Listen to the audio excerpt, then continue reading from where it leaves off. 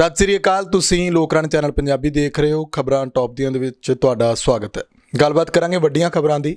ਰਾਕੇਸ਼ ਟਕੈਤ ਹੋਣਾ ਦਾ ਬਿਆਨ ਚਰਚਾ ਦੇ ਵਿੱਚ ਅਖਬਾਰਾਂ ਦੀਆਂ ਸੁਰਖੀਆਂ ਵਿੱਚ ਵੀ ਲੱਗਿਆ ਹੋਇਆ ਕਿ ਹੁਣ ਕਿਸਾਨ ਆਰ-ਪਾਰ ਦੀ ਲੜਾਈ ਲੜਨਗੇ। ਇਹ ਲੜਾਈ ਕਿਸ ਤਰ੍ਹਾਂ ਦੀ ਹੋਏਗੀ, ਕੀ ਕਿਸਾਨਾਂ ਨੇ ਆਪਣਾ ਰੋਡ ਮੈਪ ਤਿਆਰ ਕੀਤਾ, ਉਸ ਉੱਤੇ ਗੱਲਬਾਤ ਕਰਾਂਗੇ। ਦੂਜਾ, ਜਦੋਂ ਦਾ ਪਾਰਲੀਮੈਂਟ ਨੂੰ ਕੂਚ ਕਰਨ ਦਾ ਸੱਦਾ ਜਿਹੜਾ ਉਹ ਕੈਂਸਲ ਕੀਤਾ ਗਿਆ ਜਾਂ ਮੁਲਤਵੀ ਕੀਤਾ ਗਿਆ, ਤਾਂ ਕਿਸਾਨ ਆਗੂਆਂ 'ਤੇ ਬੜੇ ਤਰ੍ਹਾਂ ਦੇ ਸਵਾਲ ਉੱਠ ਰਹੇ ਨੇ ਕਿ ਉਹਨਾਂ ਨੂੰ ਜਾਂ ਤਾਂ ਗ੍ਰਿਫਤਾਰੀਆਂ ਦੇ ਦੇਣੀਆਂ ਚਾਹੀਦੀਆਂ ਜਾਂ ਪਾਰਲੀਮੈਂਟ ਵਾਲਾ ਸੱਦਾ ਜਿਹੜਾ ਉਹ ਰੱਦ ਨਹੀਂ ਸੀ ਕਰਨਾ ਚਾਹੀਦਾ। ਅਤੇ ਉਹਨਾਂ ਜਿਹੜੀਆਂ ਧਿਰਾਂ ਇਹ ਸਵਾਲ ਚੁੱਕਦੀਆਂ ਨੇ ਉਹਨਾਂ ਬਾਰੇ ਅਸੀਂ ਥੋੜ੍ਹੀ ਗੱਲਬਾਤ ਕਰਾਂਗੇ ਕਿ ਕੀ ਉਹ ਪਾਰਲੀਮੈਂਟ ਵੱਲ ਕੂਚ ਨਹੀਂ ਕਰ ਸਕਦੀਆਂ, ਉਹ ਆਪਣਾ ਸੱਦਾ ਦੇ ਸਕਦੀਆਂ ਨੇ।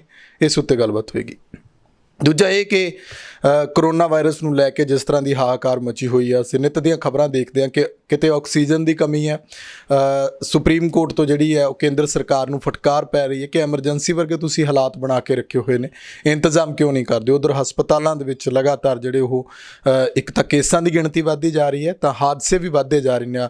ਬੀਤੇ ਦਿਨ ਨਾਸਿਕ ਦੇ ਵਿੱਚ ਹੋਇਆ ਅਤੇ ਹੁਣ ਫਿਰ ਮਹਾਰਾਸ਼ਟਰ ਦੇ ਇੱਕ ਥਾਂ 'ਤੇ ਹਾਦਸਾ ਹੋਇਆ, ਉੱਥੇ ਹਸਪਤਾਲ ਦੇ ਵਿੱਚ ਅੱਗ ਲੱਗਣ ਕਰਕੇ ਕੋਈ ਮਰੀਜ਼ਾਂ ਦੀ ਜਿਹੜੀ ਆ ਉਹ ਮੌਤ ਹੋ ਗਈ। ਬੜਾ ਚਿੰਤਾਜਨਕ ਮਾਹੌਲ ਜਿਹੜਾ ਉਹ ਬਣਿਆ ਹੋਇਆ। ਇੱਧਰ ਪੰਜਾਬ ਦੀ ਸਿਆਸਤ ਦੀ ਗੱਲ ਕਰੀਏ ਕਿ ਕੈਪਟਨ ਸਰਕਾਰ ਇੱਕ ਪਾਸੇ ਤਾਂ ਕਿਸਾਨਾਂ ਦੀ ਹਿਤੈਸ਼ੀ ਹੋਣ ਦੀ ਦਮਗਜੇ ਮਾਰ ਰਹੀ ਹੈ, ਤਾਂ ਦੂਜੇ ਪਾਸੇ ਜਿਹੜੇ ਕਿਸਾਨ ਨੇ ਉਹ ਸੜਕਾਂ ਦੇ ਉੱਤੇ ਲਗਾਤਾਰ ਸਰਕਾਰ ਕੈਪਟਨ ਦੀ ਨੂੰ ਵੀ ਘੇਰ ਰਹੇ ਨੇ। ਭਰਤਿੰਦਰ ਸਿੰਘ ਚਾਲ ਜਿਹੜੇ ਕੈਪਟਨ ਦੇ ਮੀਡੀਆ ਸਲਾਹਕਾਰ ਰਹੇ ਨੇ, ਉਹਨਾਂ ਨੂੰ ਘੇਰਿਆ ਗਿਆ ਅਤੇ ਬਾਰਦਾਨਾਂ ਦੀ ਮੰਗ ਕੀਤੀ ਕਿ ਮੰਡੀਆਂ ਦੇ ਵਿੱਚ ਫਸਲ ਰੁਲ ਰਹੀ ਹੈ। ਕਿਸਾਨ ਕਹਿ ਰਹੇ ਨੇ ਕਿ ਸਾਰਾ ਕੁਝ ਜਿਹੜੀ ਕੈਪਟਨ ਸਰਕਾਰ ਹੈ ਇਹ ਬੀਜੇਪੀ ਨਾਲ ਰਲ ਕੇ ਚੱਲ ਰਹੀ ਹੈ। ਜੇ ਕਿਸਾਨਾਂ ਦੇ ਹਿਤੈਸ਼ੀ ਹੁੰਦੇ ਅਤੇ ਅੱਜ ਮੰਡੀਆਂ ਦੇ ਵਿੱਚ ਚੰਗੇ ਪ੍ਰਬੰਧ ਹੁੰਦੇ। ਜਿਵੇਂ ਤੁਸੀਂ ਦੇਖਿਆ ਕਿ ਅੱਜ ਮੌਸਮ ਖਰਾਬ ਹੈ, ਮੀਂਹ ਦੀ ਮਾਰ ਪੈਣ ਦੇ ਕਾਰਨ ਮੰਡੀਆਂ ਦੇ ਵਿੱਚ ਵੀ ਫਸਲ ਰੁਲ ਰਹੀ ਹੈ, ਖੇਤਾਂ ਦੇ ਵਿੱਚ ਵੀ ਖੜੀ ਫਸਲ ਜਿਹੜੀ ਬਰਬਾਦ ਹੋ ਰਹੀ ਹੈ। ਬਾਰਦਾਨੇ ਦੀ ਘਾਟ ਹੈ, ਜਦ ਕਿ ਜਿਹੜੇ ਵਜ਼ੀਰ ਨੇ ਪੰਜਾਬ ਦੇ ਉਹ ਕਹਿ ਰਹੇ ਨੇ ਕਿ ਇਹੋ ਜਿਹੀ ਕੋਈ ਗੱਲ ਨਹੀਂ, ਅਸੀਂ ਸਾਰੀਆਂ ਘਾਟਾਂ ਪੂਰੀਆਂ ਕਰ ਰਹੇ ਹਾਂ। ਪਰ ਜ਼ਮੀਨੀ ਹਾਲਾਤ ਜਿਹੜੇ ਨੇ ਉਹ ਤੁਹਾਡੇ ਸਾਡੇ ਸਭ ਦੇ ਸਾਹਮਣੇ ਨੇ। ਉੱਧਰ ਦੀਪ ਸਿੱਧੂ ਵਾਲੇ ਮਾਮਲੇ ਵਿੱਚ ਵੀ ਇੱਕ ਨਵੀਂ ਖਬਰ ਸਾਹਮਣੇ ਆਈ ਹੈ ਕਿ ਉਸ ਦੀ ਜਿਹੜੀ ਆਵਾਜ਼ ਜਿਹੜੀ ਹੈ ਉਹਦੀ 30 ਹਜ਼ਾਰੀ ਅਦਾਲਤ ਵੱਲੋਂ ਦੇ ਵਿੱਚ ਕਿਹਾ ਗਿਆ ਕਿ ਉਹਦੀ ਆਵਾਜ਼ ਦੀ ਚੈਕਿੰਗ ਕਰਾਉਣੀ ਹੈ। ਅਤੇ ਦੀਪ ਸਿੱਧੂ ਦੀ ਧਿਰ ਜਿਹੜੀ ਹੈ, ਉਹਨਾਂ ਦੇ ਵਕੀਲ ਜਿਹੜੇ ਨੇ ਉਹ ਇਸ ਨੂੰ ਚੈਲੰਜ ਕਰਨ ਦੀ ਗੱਲ ਕਹਿ ਰਹੇ ਨੇ ਕਿ ਅਸੀਂ ਹਾਈ ਕੋਰਟ ਦੇ ਵਿੱਚ ਇਹਨੂੰ ਚੈਲੰਜ ਕਰਾਂਗੇ। ਸਭ ਦੇ ਉੱਤੇ ਗੱਲਬਾਤ ਕਰਾਂਗੇ। ਮੇਰੇ ਨਾਲ ਸੀਨੀਅਰ ਪੱਤਰਕਾਰ ਪਰਮਿੰਦਰ ਸਿੰਘ ਰਾਏਪੁਰ ਮੌਜੂਦ ਨੇ। ਪਰਮਿੰਦਰ ਜੀ, ਸਵਾਗਤ ਹੈ ਤੁਹਾਡਾ। ਸਤਿ ਸ਼੍ਰੀ ਅਕਾਲ ਜੀ। ਧੰਨਵਾਦ ਸੁਖਵਿੰਦਰ ਜੀ ਤੁਹਾਡਾ। ਜੀ ਪਰਮਿੰਦਰ ਜੀ, ਰਾਕੇਸ਼ ਟਕੈਤ ਹੋਣੀ ਕਹਿੰਦੇ ਨੇ ਕਿ ਹੁਣ ਅਸੀਂ ਆਰ-ਪਾਰ ਦੀ ਲੜਾਈ ਲੜਾਂਗੇ। ਇੱਕ ਪਾਸੇ ਕਰੋਨਾ ਦਾ ਸਹਿਮ, ਦੂਜੇ ਪਾਸੇ ਆਰ-ਪਾਰ ਦੀ ਲੜਾਈ, ਕਿੱਦਾਂ ਦੇਖਦੇ ਹੋ?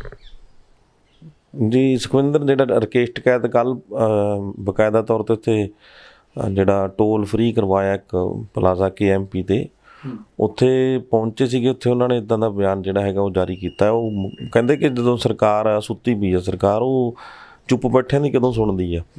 ਇੰਨੇ ਮਹੀਨੇ ਹੋ ਗਏ ਕਿਸਾਨ ਆਪਣੀ ਹੱਕੀ ਮੰਗਾਂ ਦੇ ਲਈ ਬੈਠੇ ਨੇ, ਆਰਾਮ ਨਾਲ ਸੰਘਰਸ਼ ਵੀ ਕਰ ਰਹੇ ਨੇ, ਬਿਨਾਂ ਕੋਈ ਹਿੰਸਾ ਫੈਲਾਏ, ਬਿਨਾਂ ਕਿਸੇ ਨੂੰ ਕਸ਼ਟ ਦੇ। ਅਤੇ ਉਹਨਾਂ ਦੇ ਉੱਤੇ ਬਲੇਮ ਕਰੀ ਜਾਂਦੇ, ਕਦੇ ਕਹਿੰਦੇ ਨੇ ਆਕਸੀਜਨ ਦਾ ਟੈਂਕਰ ਨਹੀਂ ਲੰਘਣ ਦਿਆ, ਕਦੇ ਕੁਛ। ਹਰ ਇੱਕ ਹੱਥ ਕੰਡਾ ਜਿੱਦਾਂ ਬਣਾ ਰਹੀ ਹੈ ਵੀ ਇਹਨਾਂ ਨੂੰ ਠਾਲ ਦਿਓ।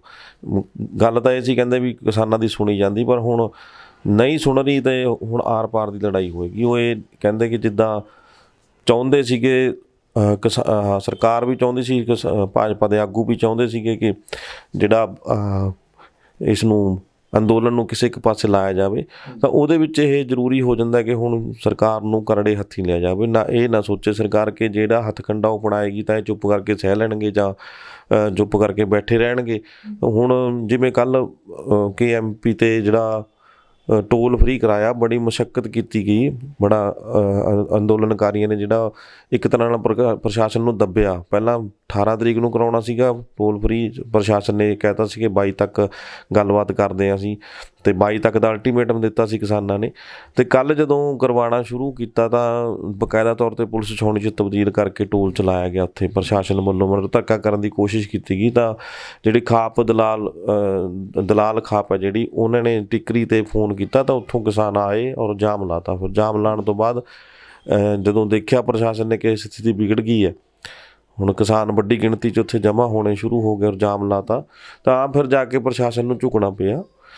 ਉਹੀ ਹਾਲਾਤ ਦੇ ਮੱਦੇਨਜ਼ਰ ਕਹਿ ਲਓ ਵੀ ਰਾਕੇਸ਼ ਟਕੈਤ ਨੇ ਕਿਹਾ ਕਿ ਹੁਣ ਹਰ ਇੱਕ ਮਤਲਬ ਜਿਹੜੀ ਕਾਰਵਾਈ ਕਿਸਾਨਾਂ ਦੇ ਵਿਰੁੱਧ ਕੀਤੀ ਜਾਊਗੀ ਸਰਕਾਰ ਵੱਲੋਂ, ਉਹਦਾ ਮੂੰਹ ਤੋੜਵਾਂ ਜਵਾਬ ਦਿਆ ਜਾਊਗਾ।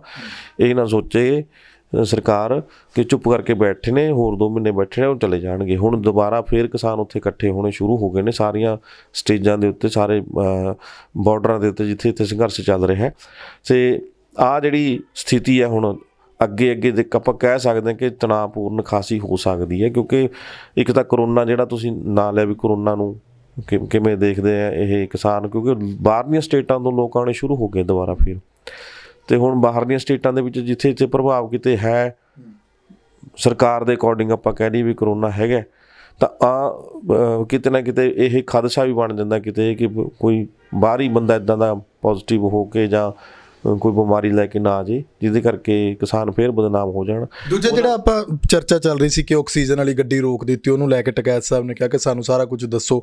ਉਹਦੇ ਵਿਚਾਲੇ ਹੁਣ ਸੰਯੁਕਤ ਕਿਸਾਨ ਮੋਰਚੇ ਦੀ ਅਧਿਕਾਰੀਆਂ ਨਾਲ ਉੱਥੋਂ ਦੇ ਗੱਲਬਾਤ ਹੋਈ ਆ, ਉਹ ਕੀ ਫੈਸਲਾ ਲਿਆ ਗਿਆ ਉਹਦੇ ਵਿੱਚ ਦੇਖੋ, ਪਹਿਲਾਂ ਤਾਂ ਇਹਨਾਂ ਦਾ ਕਿਸਾਨਾਂ ਦਾ ਇਹੀ ਸੀਗਾ ਸੁਖਵਿੰਦਰ ਜੀ ਕਿ ਜੋ ਇਲਜ਼ਾਮ ਲਾ ਰਹੇ ਨੇ ਇਹ ਕਰੋਨਾ ਕਰਕੇ, ਚਾਹੇ ਕਰੋਨਾ ਫੈਲਾਉਣ ਦੇ ਨੇ, ਚਾਹੇ ਸੈਂਪਲਿੰਗ ਦੇ ਨੇ, ਚਾਹੇ ਵੈਕਸੀਨ ਦੇ ਨੇ, ਚਾਹੇ ਉੱਥੋਂ ਗੱਡੀਆਂ ਲੰਘਣ ਦੇ ਨੇ, ਕਿਉਂਕਿ ਜਿਹੜਾ ਉੱਪਰਲਾ ਰਾਹ ਖੋਲ੍ਹ ਦਿੱਤਾ ਗਿਆ, ਸਰਕਾਰ ਨੇ ਬੰਦ ਕੀਤਾ ਸੀ ਜਿਹੜਾ ਉਹ ਖੋਲ੍ਹ ਦਿੱਤਾ ਹੈ। ਕਿਸਾਨਾਂ ਨੇ ਬਕਾਇਦਾ ਤੌਰ 'ਤੇ ਗੱਲ ਕੀਤੀ ਸੀ ਕਿ ਜਿਹੜੇ ਰਾਹ ਖੁੱਲ੍ਹੇ ਨੇ ਉਹਨਾਂ ਤੋਂ ਲੈ ਕੇ ਜਾਓ ਰੂਟ, ਤੁਹਾਨੂੰ ਰੂਟ ਦਾ ਤਾਂ ਪਤਾ ਹੀ ਨਹੀਂ, ਕਿਸਾਨਾਂ ਦੇ ਵੈਸੇ ਇਲਜ਼ਾਮ ਲਾਈ ਜਾ ਰਹੇ ਨੂੰ। ਰੂਟ ਬੰਦ ਹੋਣ ਕਰਕੇ ਤੁਸੀਂ ਆਪਣੇ ਆਪ ਜੇ 100 ਕਿਲੋਮੀਟਰ ਘੁੰਮ ਕੇ ਆਉਂਦੇ ਹੋ ਤਾਂ ਇਹਦੇ 'ਚ ਕਿਸਾਨਾਂ ਦਾ ਕੀ ਕਸੂਰ ਹੈ? ਸਰਕਾਰ ਨੂੰ ਚਾਹੀਦਾ ਸੀ ਕਿ ਪਹਿਲਾਂ ਰੋਡ ਮੈਪ ਤਿਆਰ ਕਰਦੀ ਉਹਨਾਂ ਦਾ ਵੀ ਇੱਥੋਂ ਸਪਲਾਈ ਹੋਣੀ ਹੈ, ਜਾਂ ਸੜਕ ਜਿਹੜੀ ਸਰਕਾਰ ਨੇ ਬੰਦ ਕੀਤੀ ਉਹ ਖੋਲ੍ਹ ਦਿੱਤੀ, ਉਹਨਾਂ ਨੂੰ ਨਹੀਂ ਪਤਾ ਹੋਊਗਾ ਤਾਂ ਕਰਕੇ ਆਇਆ। ਹੁਣ ਜਿਹੜਾ ਉਹਨਾਂ ਵੱਲੋਂ ਬਿਆਨ ਸੀਗਾ ਕਿ ਅਸੀਂ ਤਾਂ ਕਿਸੇ ਨੂੰ ਇੱਕ ਐਂਬੂਲੈਂਸ ਦਾ ਰਾਹ ਤੱਕ ਨਹੀਂ ਰੋਕਿਆ, ਅਸੀਂ ਤਾਂ ਉਹਨੂੰ ਵੀ ਨਹੀਂ ਖੜਨ ਦਿਆ ਕਦੇ, ਅਤੇ ਅਸੀਂ ਇਹਨਾਂ ਨੂੰ ਕਿੱਥੇ ਰੋਕਾਂਗੇ? ਇਹ ਬਕਾਇਦਾ ਤੌਰ 'ਤੇ ਸਰਕਾਰ ਨੂੰ ਚੇਤਾਵਨੀ ਵੀ ਦਿੱਤੀ ਗਈ ਹੈ ਕਿਸਾਨ ਜਥੇਬੰਦੀਆਂ। ਕੱਲ੍ਹ ਇੱਕ ਬਿਆਨ ਜਾਰੀ ਹੋ ਰਿਹਾ ਸੀਗਾ ਕਿਸਾਨ ਜਥੇਬੰਦੀਆਂ ਵੱਲੋਂ, ਉਹ ਕਹਿੰਦੇ ਵੀ ਜੇ ਕੋਈ ਇੱਦਾਂ ਦੀ ਗੱਲਬਾਤ ਹੈ ਅਸੀਂ ਉਹਦੀ ਜਾਂਚ ਕਰਾਂਗੇ, ਸਾਨੂੰ ਦੱਸਿਆ ਜਾਵੇ ਕਿ ਕਿਹੜੇ ਰੋਡ ਰਾਹੀਂ, ਕਿਹੜੇ ਰੂਟ ਰਾਹੀਂ ਕੋਈ ਜਾਂਦਾ ਹੈ ਅਤੇ ਕਿੱਥੇ ਰੋਕਿਆ ਗਿਆ, ਅਸੀਂ ਉਹਦੀ ਜਾਂਚ ਕਰਕੇ ਅਸੀਂ ਦੱਸਾਂਗੇ ਕਿ ਸੱਚਾਈ ਕੀ ਆ। ਇਹ ਨਹੀਂ ਹੈਗਾ ਕਿ ਕਿਸਾਨਾਂ ਦੇ ਤੁਸੀਂ ਬਲੇਮ ਲਾਤਾ ਅਤੇ ਕਿਸਾਨ ਚੁੱਪ ਕਰਕੇ ਬਹਿ ਜਾਣਗੇ। ਹਰ ਇੱਕ ਬਲੇਮ ਜਿਹੜਾ ਖਾਸ ਕਰ ਕਰੋਨਾ ਦੇ ਮੱਦੇਨਜ਼ਰ ਇੱਦਾਂ ਆਕਸੀਜਨ ਦਾ ਜਾਂ ਵੈਕਸੀਨ ਦਾ ਜਾਂ ਕੋਈ ਸੈਂਪਲਿੰਗ ਦਾ ਜਾਂ ਵੀ ਕਰੋਨਾ ਫੈਲਾ ਰਹੇ ਨੇ ਜਿਵੇਂ ਤਬਲੀਗੀ ਜਮਾਤ 'ਤੇ ਕਿਹਾ ਸੀ, ਇੱਦਾਂ ਦੇ ਜਿਹੜੇ ਬਲੇਮ ਜੇ ਤੁਸੀਂ ਲਾਓਗੇ ਤਾਂ ਅਸੀਂ ਆਪ ਆਪਣੇ ਤੌਰ 'ਤੇ ਉਹਦੀ ਜਾਂਚ ਕਰਕੇ ਅਸੀਂ ਸੱਚਾਈ ਸਾਹਮਣੇ ਲੈ ਕੇ ਲੋਕਾਂ ਦੇ ਵਿੱਚ ਰੱਖਾਂਗੇ ਕਿ ਕਿਸਾਨ ਇੱਦਾਂ ਬਦਨਾਮ ਕਰ ਰਹੀ ਹੈ ਸਾਨੂੰ। ਅਸੀਂ ਕਿਸੇ ਵਹੀਕਲ ਨੂੰ ਜਿਹੜਾ ਐਮਰਜੈਂਸੀ ਸੇਵਾਵਾਂ ਦੇਣ ਵਾਲਾ ਉਹਨੂੰ ਕਦੇ ਵੀ ਕੋਈ ਰੋਕੂਗਾ ਨਹੀਂ, ਨਾ ਹੀ ਰੋਕਿਆ ਕਦੇ, ਨਾ ਹੀ ਭਵਿੱਖ 'ਚ ਰੋਕਣਾ ਹੈ। ਜਿਹੜਾ ਇੱਕ ਹੋਰ ਗੱਲ ਹੈ ਕਿ ਕਿਸਾਨਾਂ ਦੀਆਂ ਸਮੱਸਿਆਵਾਂ ਲਗਾਤਾਰ ਵੱਡੀਆਂ ਖਬਰਾਂ ਦੇ ਵਿੱਚ ਇਹੀ ਰਹਿੰਦੀਆਂ ਕਿ ਪੰਜਾਬ ਦੇ ਵਿੱਚ ਜਿਵੇਂ ਦੇਖੀਏ ਕਿ ਬਾਰਦਾਨੇ ਦੀ ਘਾਟ ਨੂੰ ਲੈ ਕੇ ਸਰਕਾਰ ਨੇ ਪਹਿਲਾਂ ਤਾਂ ਕੋਈ ਪ੍ਰਬੰਧ ਕੀਤੇ ਨਹੀਂ। ਹੁਣ ਕਿਸਾਨ ਕਹਿੰਦੇ ਨੇ ਕਿ ਜਾਣਬੁੱਝ ਕੇ ਕੇਂਦਰ ਸਰਕਾਰ ਨਾਲ ਮਿਲ ਕੇ ਸਰਕਾਰ ਜਿਹੜੀ ਪੰਜਾਬ ਦੀ ਉਹ ਸਾਨੂੰ ਤੰਗ ਕਰ ਰਹੀ ਹੈ। ਦੇਖੋ, ਪੰਜਾਬ ਦੀ ਸਰਕਾਰਾਂ ਤਾਂ ਜ਼ਿੰਮੇਵਾਰ ਹੁੰਦੀਆਂ ਹੀ ਨੇ, ਕੋਈ ਹੋਈ ਸਰਕਾਰ, ਜਦੋਂ ਇੰਨੇ ਸਾਲ ਹੋ ਗਏ ਦੇਸ਼ ਆਜ਼ਾਦ ਹੋਏ ਨੂੰ, ਠੀਕ ਹੈ ਜੀ, ਐਕਟ ਬਣਾਈ ਜਾਂਦੇ ਨੇ, ਮੰਡੀਆਂ ਦੇ ਐਕਟ ਵੀ ਨੇ, ਸਾਰਾ ਕੁਛ ਹੈ, ਉਹਨਾਂ 'ਚ ਨਵੇਂ ਕਾਨੂੰਨ ਤਾਂ ਲਿਆ ਕੇ ਥੋਪਤੇ, ਚਾਹੇ ਸਰਕਾਰ ਕੋਈ ਹੈ। ਆਪਾਂ ਇਹ ਨਹੀਂ ਕਹਿੰਦੇ ਕਿ ਕਿਸੇ ਦੀ ਸਰਕਾਰ ਹੈ ਤਾਂ ਕਰਕੇ ਆਪਾਂ ਗੱਲ ਕਰਦੇ ਹਾਂ, ਕੋਈ ਵੀ ਸਰਕਾਰਾਂ ਬਦਲੀਆਂ ਨੇ, ਸਾਰੀਆਂ ਸਰਕਾਰਾਂ ਨੇ ਆਪਣੇ ਆਪਣੇ ਦੌਰ ਹੰਢਾਏ ਨੇ, ਅਤੇ ਹੁਣ ਤੱਕ ਬਾਰਦਾਨੇ ਦੀ ਘਾਟ ਨਹੀਂ ਪੂਰੀ ਹੋਈ ਇਹਨਾਂ ਕੋਲੋਂ, ਜਦ ਕਿ ਹਰ ਸਾਲ ਮੰਡੀਆਂ 'ਚ ਫਸਲ ਆਉਂਦੀ ਹੈ, ਹਰ ਸਾਲ ਉਹਨੂੰ ਚੱਕਣਾ ਹੁੰਦਾ, ਹਰ ਸਾਲ ਦਾ ਪ੍ਰੋਸੈਸ ਹੈ ਇੱਕ। ਇਹ ਬਕਾਇਦਾ ਤੌਰ 'ਤੇ ਸਰਕਾਰਾਂ ਨੂੰ ਪਤਾ, ਪ੍ਰਬੰਧ ਉਹਨਾਂ ਨੇ ਕਰਨੇ ਹੁੰਦੇ ਨੇ, ਅਤੇ ਉਹ ਚੀਜ਼ ਜਿਹੜੀ ਬਹੁਤ ਜ਼ਰੂਰੀ ਹੈ। ਇੱਥੋਂ ਤੱਕ ਕਿ ਤੁਸੀਂ ਜਿੱਦਾਂ ਹੁਣ ਮੌਸਮ ਖਰਾਬ ਹੋਇਆ ਹੈ, ਮੰਡੀਆਂ ਦੇ ਵਿੱਚ ਅੱਜ ਤੱਕ ਇਹ ਪ੍ਰਬੰਧ ਨਹੀਂ ਕਰ ਸਕੇ ਕਿ ਫਸਲਾਂ ਸਾਂਭ ਲੈਣ ਕਿਸਾਨ ਆਪਣੀਆਂ। ਇਹੋ ਜਿਹੇ ਖਰਾਬ ਮੌਸਮ ਦੇ ਵਿੱਚ ਉਹਨਾਂ ਨੂੰ ਮੀਂਹ ਨਾ ਲੱਗੇ, ਪਾਣੀ ਨਾ ਲੱਗੇ, ਇੱਦਾਂ ਦਾ ਪ੍ਰਬੰਧ ਨਹੀਂ ਕਰ ਸਕੇ ਇਹ, ਅਤੇ ਉਹ ਇਲਜ਼ਾਮ ਦੂਜਿਆਂ ਦੇ ਦਿੰਦੇ ਨੇ। ਜਿਹੜੀ ਸਰਕਾਰ ਆਉਂਦੀ ਹੈ ਆਪਣਾ ਪੱਲਾ ਝਾੜਦੀ ਹੈ। ਉਹਦੇ 'ਤੇ ਹੁਣ ਭਾਰਤ ਭੂਸ਼ਣ ਆਸ਼ੂ ਦਾ ਵੀ ਬਿਆਨ ਆ ਰਿਹਾ ਸੀ ਕਿ ਸਾਨੂੰ ਬਾਰਦਾਨਾ ਚਾਹੀਦਾ, 4 ਲੱਖ ਦੇ ਕਰੀਬ ਡਿਮਾਂਡ ਸੀਗੀ ਸਾਡੀ, ਭੇਜਿਆ 1.5 ਲੱਖ, ਅਤੇ ਉਹਦੇ ਵਿੱਚ ਕਸੂਰ ਕੀਤਾ ਜਦੋਂ ਤੁਹਾਨੂੰ ਪਤਾ ਹੈ ਕਿ ਸਾਡੇ ਕੋਲ ਬਾਰਦਾਨਾ ਪਹਿਲਾਂ ਸੋਚਣਾ ਚਾਹੀਦਾ ਨਾ, ਜਦੋਂ ਫਸਲ ਆਉਣੀ ਹੈ ਉਦੋਂ ਜਾ ਕੇ ਸੋਚਦੇ ਨੇ। ਅਸੀਂ ਤਾਂ ਪੈਸੇ ਭਰਤੇ ਜੀ, ਪੈਸੇ ਭਰਤ ਨਾਲ ਤੁਹਾਡੀ ਜ਼ਿੰਮੇਵਾਰੀ ਖਤਮ ਹੋ ਗਈ। ਤੁਸੀਂ ਦੱਸੋ ਨਾ ਵੀ ਤੁਸੀਂ ਕਿਹਨੂੰ, ਕੋਈ ਹਾਈ ਕੋਰਟ ਜਾਵੇ, ਸੁਪਰੀਮ ਕੋਰਟ ਜਾਵੇ ਕਿ ਸਾਡੀਆਂ ਮੰਗਾਂ ਨੇ, ਕਿਸਾਨ ਐਡੇ ਮਿਹਨਤ ਨਾਲ ਪਾਲਦੇ ਨੇ ਫਸਲ, ਕੋਈ ਜਾਂਦਾ ਹੀ ਨਹੀਂ, ਕਾਰਵਾਈ ਨਹੀਂ ਕਰਦਾ। ਉਹਨਾਂ ਨੂੰ ਪਤਾ ਕਿ ਸਾਡੀ ਥੋੜ੍ਹੀ ਫਸਲ ਆ ਜਿਹੜੀ ਚੱਕਣੀ ਸੀ ਚੱਕ ਲਈ ਅਸੀਂ, ਸਗੋਂ ਵਧੀਆ ਜੇ ਫਸਲ ਖਰਾਬ ਹੁੰਦੀ ਹੈ ਸਾਡੀ ਜ਼ਿੰਮੇਵਾਰੀ ਘਟੂਗੀ, ਸਰਕਾਰੀ ਖਰੀਦ ਘਟਣੀ ਹੋਊਗੀ, ਸਰਕਾਰੀ ਖਰੀਦ ਕਰਨੀ ਜਿਹੜੀ ਹੈਗੀ ਉਹ ਤੋਂ ਬਚਾਂਗੇ ਥੋੜ੍ਹਾ ਬਹੁਤਾ। ਅਤੇ ਉਹ ਚੀਜ਼ਾਂ ਜਿਹੜੀਆਂ ਆਪਣਾ ਪਨਾਹ ਬਚਾਉਣ ਦੇ ਲਈ, ਆਪਣਾ ਪੱਲਾ ਛਡਾਉਣ ਦੇ ਲਈ ਇਹ ਇੱਦਾਂ ਦੀਆਂ ਬਿਆਨਬਾਜ਼ੀਆਂ ਕਰਦੇ ਨੇ। ਅਦਰਵਾਈਜ਼ ਤਾਂ ਸਰਕਾਰ ਦੀ ਪੂਰੀ ਜ਼ਿੰਮੇਵਾਰੀ ਬਣਦੀ ਹੈ। ਫਸਲ ਜਦੋਂ ਮੰਡੀ 'ਚ ਆ ਗਈ, ਕਿਸਾਨ ਲੈ ਕੇ ਆ ਰਿਹਾ ਤਾਂ ਉਹਦੀ ਸਾਂਭ ਸੰਭਾਲ ਦਾ ਇਹ ਤਾਂ ਹੋਣਾ ਤਾਂ ਐਂ ਚਾਹੀਦਾ ਨਾ ਕਿ ਮੰਡੀ ਦੀ ਜੂਹ 'ਚ ਵੜਦੇ ਹੀ ਕਿਸਾਨ ਦੀ ਜ਼ਿੰਮੇਵਾਰੀ ਖਤਮ ਹੋ ਜੇ, ਉਹ ਢੇਰੀ ਕਰੇ, ਆਪਣਾ ਪੈਸਾ ਲਵੇ, ਜਾਵੇ, ਜਿਵੇਂ ਮਰਜ਼ੀ ਸਾਂਭੇ ਨਾ ਸਾਂਭੇ ਸਰਕਾਰ। ਹੋਣਾ ਤਾਂ ਇਹ ਚਾਹੀਦਾ ਕਿ ਮੰਡੀ ਦੀ ਜੂਹ ਵੜਦਿਆਂ ਸਾਰੀ ਸਰਕਾਰ ਦੀ ਜ਼ਿੰਮੇਵਾਰੀ ਹੋ ਗਈ। ਹੁਣ ਫਸਲ ਖਰਾਬ ਹੋਵੇ, ਸਾਂਭੇ ਜੋ ਮਰਜ਼ੀ, ਜਿਹੜਾ ਜਿੰਨੀ ਫਸਲ ਆ ਗਈ ਕਿਸਾਨ ਨੂੰ ਉਹਦਾ ਬਣਦਾ ਭਾਅ ਜਿਹੜਾ ਹੈਗਾ ਉਹ ਦੇ ਕੇ ਤੋਰ ਦਿਓ। ਬਾਕੀ ਸਾਰੀ ਸਰਕਾਰ ਦੀ ਡਿਊਟੀ ਹੋਣੀ ਚਾਹੀਦੀ ਹੈ, ਕਿਵੇਂ ਉਹਨੂੰ ਸਫਾਈ ਕਰਨੀ ਹੈ, ਕਿਵੇਂ ਬਾਰਦਾਨੇ 'ਚ ਭਰਨਾ ਜਾਂ ਰੱਖਣਾ, ਤੁਲਾਈ ਕਰਨੀ ਹੈ, ਉਹ ਸਾਰਾ ਕੁਝ ਆਪ ਜ਼ਿੰਮੇਵਾਰੀ ਨਾਲ ਆਪਣੇ ਬੰਦਿਆਂ ਨਾਲ ਕਰਾਵੇ ਜਾਂ ਆੜ੍ਹਤੀਆਂ ਨਾਲ ਤਾਲਮੇਲ ਕਰਕੇ ਬਣਾਵੇ ਚੀਜ਼। ਇਹ ਉਹ ਕਿਸਾਨ ਨੂੰ ਤਾਂ ਵਿਹਲਾ ਕਰ ਦੇਣਾ ਚਾਹੀਦਾ ਨਾ, ਉਹਨੇ ਅਗਲੀ ਫਸਲ ਦੀ ਉਹ ਕਰਨੀ ਹੁੰਦੀ, ਤਿਆਰੀ ਹੁੰਦੀ। ਪਰ ਸਰਕਾਰਾਂ ਜਿਹੜੀਆਂ ਉਹ ਹਰ ਵਾਰ ਆਪਣੀ ਜ਼ਿੰਮੇਵਾਰੀ ਤੋਂ ਭੱਜਦੀਆਂ। ਇੱਕ ਐਕਸਪ੍ਰੈਸ ਵੇ ਦਾ ਮਸਲਾ ਜਿਹੜਾ ਕਿਸਾਨ ਕਹਿੰਦੇ ਕਿ ਅਸੀਂ ਆਉਣ ਵਾਲੇ ਦਿਨਾਂ ਦੇ ਵਿੱਚ ਮੁੱਖ ਮੰਤਰੀ ਦੇ ਸ਼ਹਿਰ ਪਟਿਆਲੇ ਚੱਕਾ ਜਾਮ ਕਰਨਾ, ਇਸ ਮਸਲੇ ਨੂੰ ਵੀ ਕਿੱਦਾਂ ਦੇਖਦੇ ਹੋ ਕਿ ਹਰ ਵਾਰ ਕਿਸਾਨਾਂ ਨੂੰ ਹਰ ਥਾਂ ਦੇ ਉੱਤੇ ਉਹਨਾਂ ਦੇ ਨਾਲ ਧੱਕਾ ਹੋ ਰਿਹਾ? ਆਪਾਂ ਪਿਛਲੇ ਕਿੰਨੇ ਮਹੀਨਿਆਂ ਤੋਂ ਲਗਾਤਾਰ ਨੋਟ ਕਰ ਰਹੇ ਹਾਂ ਕਿ ਸਰਕਾਰਾਂ ਫਿਰ ਵੀ ਗੰਭੀਰ ਨਹੀਂ। ਮਸਲਾ ਤਾਂ ਲੋਕਾਂ ਦਾ ਨਾ ਜੀ, ਲੋਕਾਂ ਦੀਆਂ ਜ਼ਮੀਨਾਂ ਹਥਿਆਉਣ ਨੂੰ ਤਾਂ ਸਾਰਾ ਕੁਝ ਹੋ ਰਿਹਾ ਹੁਣ।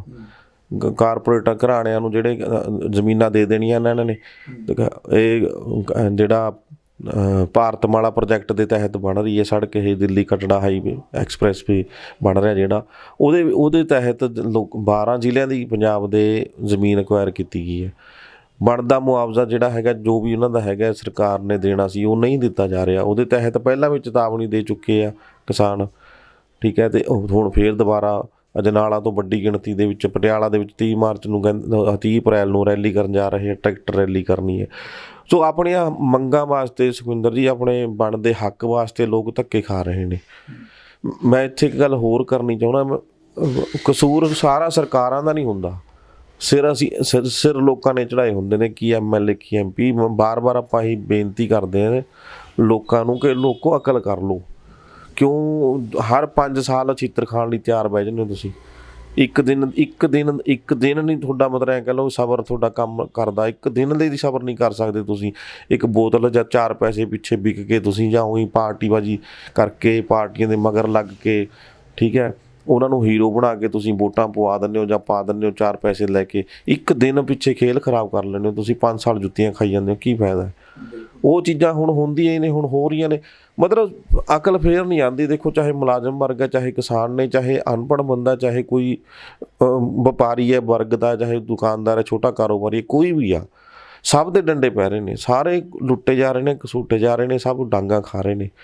ਫਿਰ ਵੀ ਜਿਸ ਦਿਨ ਵੋਟਾਂ ਪੈਣੀਆਂ ਨੇ, ਮੇਰੀ ਪਾਰਟੀ ਫਲਾਣੀ, ਮੇਰੀ ਪਾਰਟੀ ਢਮਕਾਣੀ, ਕਤਲ ਕਰ ਲੈਂਦੇ ਨੇ, ਲੱਤਾਂ ਤੋੜ ਨੇ, ਬਾਹਾਂ ਤੋੜ ਦਿੰਦੇ ਨੇ, ਜਾ ਕੇ ਵੋਟਾਂ ਪਾ ਜਾਂਦੇ ਨੇ, ਫਿਰ 5 ਸਾਲ ਡਾਂਗਾ ਖਾਈ ਜਾਂਦੇ ਨੇ।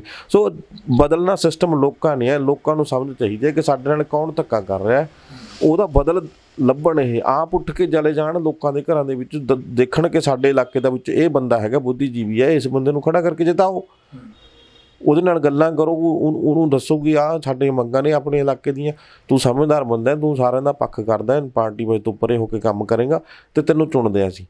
ਉਹਨਾਂ ਬੰਦਿਆਂ ਨੂੰ ਲਿਆ ਕੇ ਘਰੋਂ ਕੱਢਣ, ਉਹ ਬੁੱਧੀਜੀਵੀਆਂ ਨੂੰ, ਸਿਆਣੇ ਵਰਗ ਨੂੰ ਅੱਗੇ ਲੈ ਕੇ ਆਉਣ, ਤਾਂ ਜਾ ਕੇ ਹੱਲ ਹੋਣਾ। ਨਹੀਂ ਤਾਂ ਇਹਨਾਂ ਨੇ ਤਾਂ ਆਹੀ ਕਰਨਾ। ਅੱਜ ਜ਼ਮੀਨਾਂ, ਚਾਹੇ ਜ਼ਮੀਨ ਦੇ ਸੜਕ ਬਣਾਉਣ ਦੇ ਲਈ, ਅਤੇ ਚਾਹੇ ਕਾਰਪੋਰੇਟਾਂ ਨੂੰ ਆਹ ਕਾਲੇ ਕਾਨੂੰਨਾਂ ਤਹਿਤ ਦੇਣ ਦੇ ਦੀ, ਇਹ ਤਾਂ ਖੋਣਗੇ ਅੱਜ ਤੁਹਾਡੇ।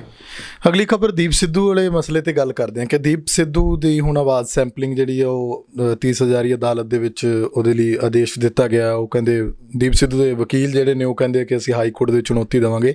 ਦੀਪ ਸਿੱਧੂ ਦੀ ਜ਼ਮਾਨਤ ਜਾਂ ਰਿਹਾਈ ਤੋਂ ਬਾਅਦ ਉਹਦੀ ਸਿਆਸਤ ਨੂੰ ਕਿਸ ਤਰ੍ਹਾਂ ਦੇਖਦੇ ਹੋ? ਦੀਪ ਸਿੱਧੂ ਦਾ ਤਾਂ ਬੜੇ ਲੰਬੇ ਸਮੇਂ ਤੋਂ ਜਿਹੜਾ ਹੁਣ ਐਂ ਕਹਿ ਲਓ ਕਿ ਜੇਲ੍ਹ ਸਫ਼ਰ ਸ਼ੁਰੂ ਹੋਇਆ ਸੀ, ਉਹ ਚੱਲਦਾ ਹੀ ਜਾ ਰਿਹਾ ਹੈ। ਇੱਕ ਤੋਂ ਬਾਅਦ ਇੱਕ ਕੇਸ ਪਾ ਕੇ ਉਹਨੂੰ ਅੰਦਰ ਰੱਖਣ ਦੀ ਕੋਸ਼ਿਸ਼ ਕੀਤੀ ਜਾ ਰਹੀ ਹੈ।